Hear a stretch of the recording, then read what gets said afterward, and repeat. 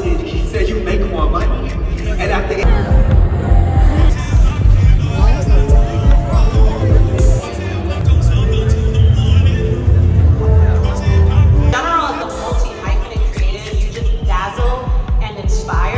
I want you to receive that.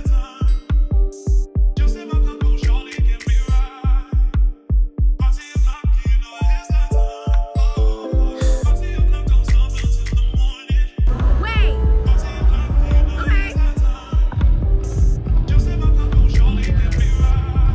Layers to what makes somebody who they are. One day you can talk about food.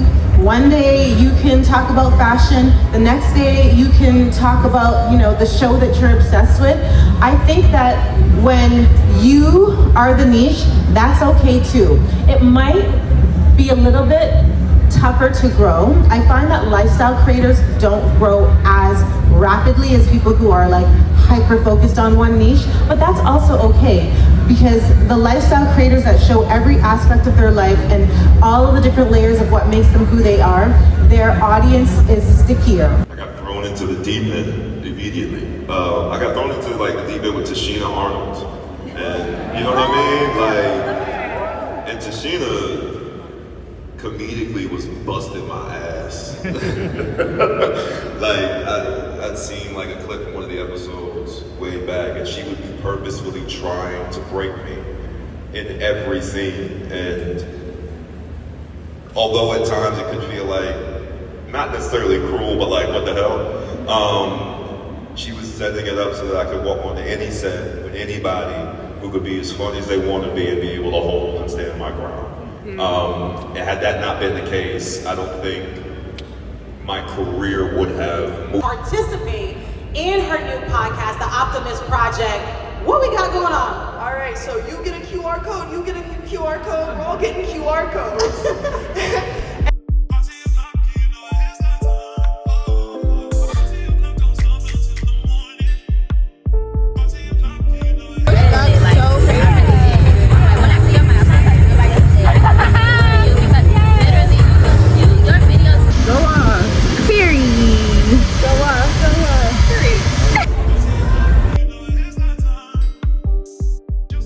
I'm just going to do a talk with y'all because they're doing their thing. Thought I was gonna be able to talk. We might have to change the location. I feel like they just did that shit as soon as I got it how I wanted it to be. Okay, so we switched locations. So the first thing I wanted to talk to you guys about CULTURECON was just the journey for me to get there. It's a lot of good things happening to me right now, and I will, announce all of those things soon.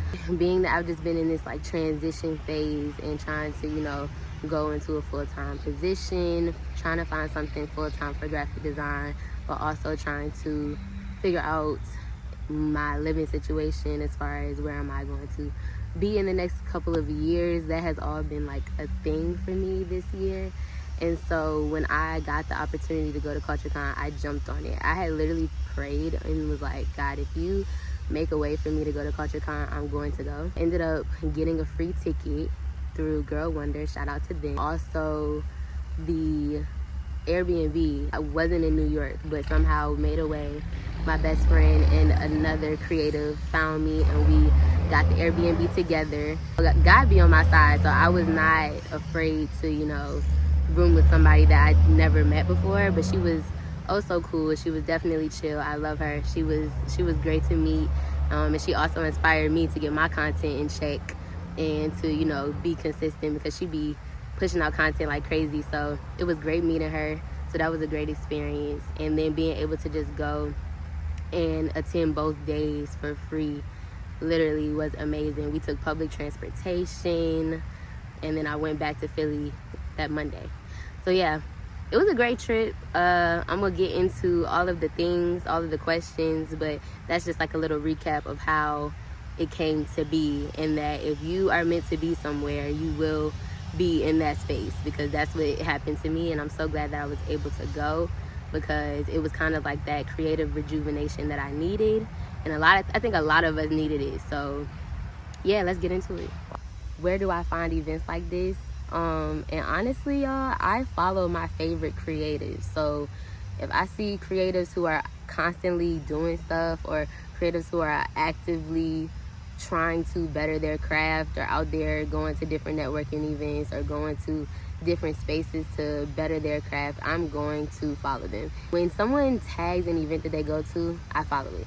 That's just me. I don't know if that's nosy, creepy, whatever, but if it aligns, I'm going to follow it. I always am the person that learns from others, so if I see what's working for other people, I'm going to try to make it work for myself as well, with my own little spin on it. I always try to follow pages like Black Girls in Media, CCNYC, CULTURECON. It's so many others. I can't even think of them, but I will tag some more. Following those pages and staying in the creative community does wonders, because you're always in the know of what's going on. And then also following people who run these events, who work for these companies, who are putting these type of events on. If you're following a lot of social media strategists, a lot of event curators, a lot of media people, they're working at these events. Follow them, ask them to put you on, ask them to let you know when they're, going to be participating in another event, because you would love to support them, or get tickets early, stuff like that, because you never even know. You might be able to get into that event for free, you might be able to work that event, just whatever aligns with whatever goal that you specifically have. I feel like it's best to really just put yourself out there and see what could come of it.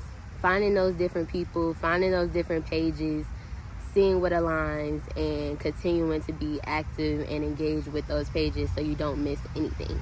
That's my method for chatting with people. Y'all, I am not a yapper. That is not my thing. I guess when the right people are around me, I can yap. But it's really not for me. Like, I really don't like to talk to people. I'm actually an introverted extrovert, but I am starting to put myself out there more, because I have a lot of goals that I'm trying to reach very quickly. So I can't be just to myself. I can't just stay to myself. I have to put myself out there. This is my second CULTURECON. So my first CULTURECON, trying to be at everything, trying to do everything, trying to get into everything.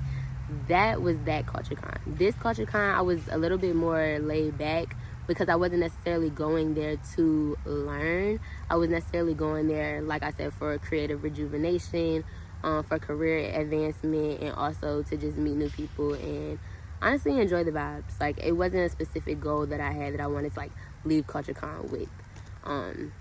When I went there, I wasn't like, oh, I have to network like I did before. It was really like, whoever I talk to, and if it aligns, I'll stay connected with them. But I wasn't like pressed to talk to people. I was really going in there to like get that inspiration that I needed at the time, and to really just hone in on the people that I knew that were coming, that I really could take something away from. So that was my ultimate goal. But I didn't meet new people. I met a lot of my people that I knew through social media, through Instagram, threads, all of that stuff. Like, all the people, all my Insta friends, all my threaders, all of the people that like I knew already through socials, I got to see in person at CULTURECON. So that was really, really cool, because you don't get to see everybody for real. It's like you have homecoming for HBCUs, how you have your homecoming. It was literally like a creative homecoming. So that's what I loved about CULTURECON this year. Like, and if I could do it again, I think we need to have 3 a year, because I think I need one like every quarter.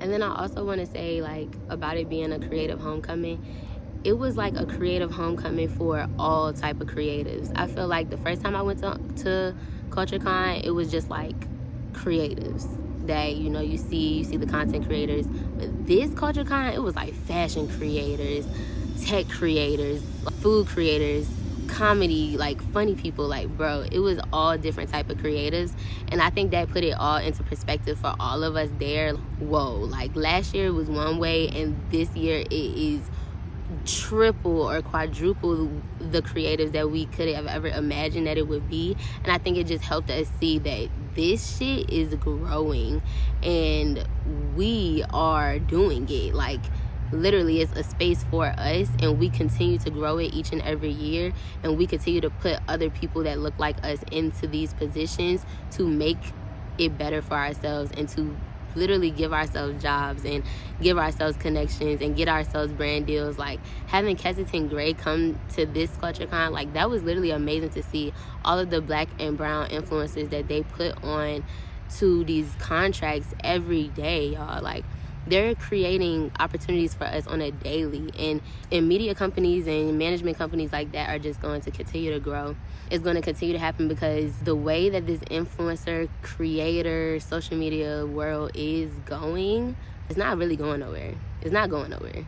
Now, the way that it grows is definitely like changing, but the whole creator, influencer life, that's not going anywhere. It was amazing to just see the type of creators that are just growing and how fast they're growing. People who you never even heard of a year ago, growing to 100,000, 600,000, millions of followers in a year because of their consistency, their determination, their quality. Like, bruh, it was just amazing to see. Like, it was amazing to see. It was amazing. And they're young, Black, like, oh my gosh. Just thinking back to it, like, I just want to go back. If you do want to be, like, intentional on networking and you have that specific goal, I would do what I basically did, and I'll put the link in the description box to show you guys a template of a screensaver that I created for different conferences, specifically CULTURECON. So you can have your QR link already on your screensaver so you can quickly network with people. And I did that my first CULTURECON, and I got a lot of different contacts. I used it as well this time, but I really wasn't like pressing it that much. But I've heard from a lot of different people that it worked. So I would definitely suggest trying to do that. Honestly, just going up to people, like introducing yourself, telling them like, hey, what are you doing? I do this, how I can help you. Are you in this area? Where are you from? Just small like little starters that could really like get you going, because I met a lot of people from Virginia that I had no idea, you know, but it was really cool to just be like, oh, you from the 804? Like, so just small little starters, or like, what school did you go to, or what year, like, when did you graduate, or that type of stuff. Like small little stuff, but it gets the conversation going, and you know, it takes away a little bit of the pressure. Now, my first year going, I will say I felt a little overwhelmed, but I wasn't like so overwhelmed where I was like, oh, I don't really know what to do. It's a lot of stuff to do. It's a lot of stuff. And it's going to continue to grow every single year. So what I suggest is definitely trying to get there as early as possible so that you have as much time as possible. But if you don't, like, I'm one of the people that go with the flow. So this year, I think I got there at like 11 or 12 both days, and I didn't really feel like I missed too much.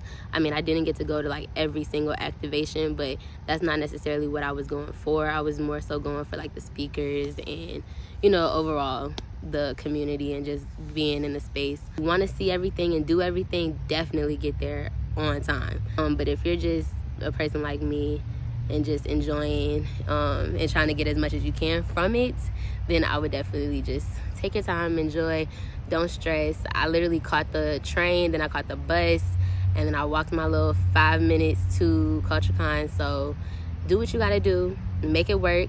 I'm one of the people, I'm not spending an arm and a leg, so I was not about to pay for Ubers. I was not about to be paying for hotels. Got me a little Airbnb in Newark, and we took the New Jersey Transit. Then we went to the World Trade Center,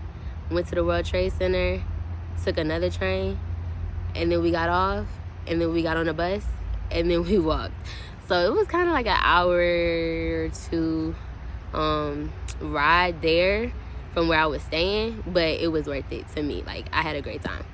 I wasn't really overwhelmed this year. I had a great time this year, but I think I also knew what to expect, but it also was a lot more organized this year, so I feel like it was easier for us to figure out where we wanted to go and what we wanted to do. It was a lot spread out and more space, so a lot of stuff wasn't all together, so that was good as well. If you do have like high anxiety and like social situations, I would definitely suggest like going with a friend.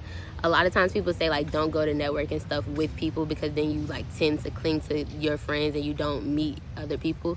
But if you're one of those people who are like socially kind of like awkward and don't really like to get out their shell, I would definitely suggest going with a friend because it's really, really fun, and you don't want to be like so closed off where you miss the blessing that's in CULTURECON. So suggesting going with someone if you don't like to talk to other people. I wouldn't say don't go alone either. I went alone too, and I met up with people there. So it's definitely is up to you. It's up to you and what you think the overall benefit of going is, and what you want to put forth in your craft, in your business, in your overall skill set, and your overall perspective and mentality of being a creative in this great world we are in today.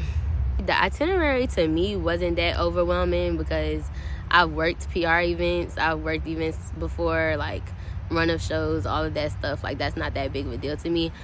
And I'm also, like I said, I'm the person that chooses what I want to do and what I don't want to do. So if it doesn't align with what I specifically am going for, then I'm not going to like press myself to go and overwhelm myself and give myself a freaking panic attack just because it's on the schedule. Like, it's not that deep. Half the time, they literally record everything. No, 99% of the time.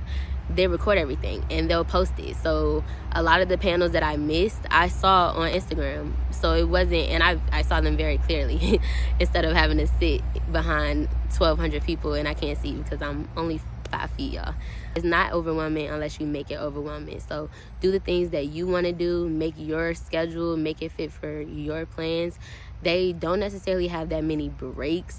It's not like a siren where it's like break time. Like, that's not what happens. There's different like breaks in between speakers, and you can go do different activations and get some food or get a drink or do whatever you want to do in that time. That's kind of where you take your breaks and you mingle, talk to people, take pictures, all of that fun stuff.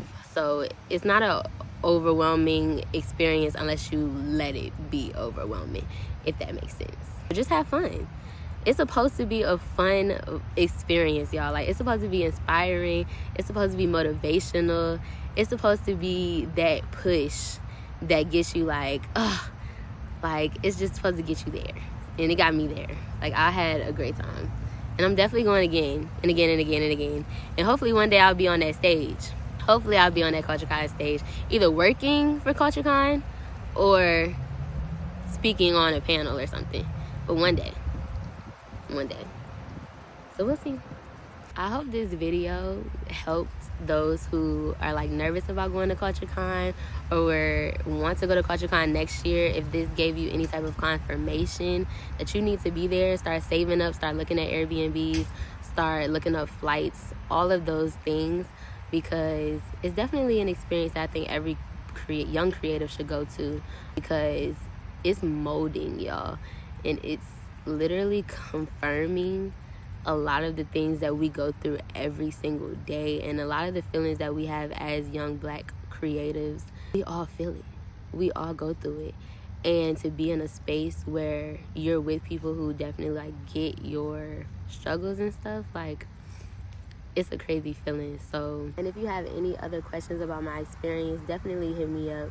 Ask me anything, because CULTURECON, I think everyone should go. However, I know like traveling alone, like you've never done it before, or trying to just figure out how to do stuff alone can be hard. So definitely hit me up. I'm always here, and we can figure it out, because I think it's definitely a thing that is life-changing and a lot of us should go to and attend. Hopefully I will see y'all there at CULTURECON next year in 2025, because 2024 was late. So yeah, I'll see y'all in my next video. Thank you for chatting with me. Yeah.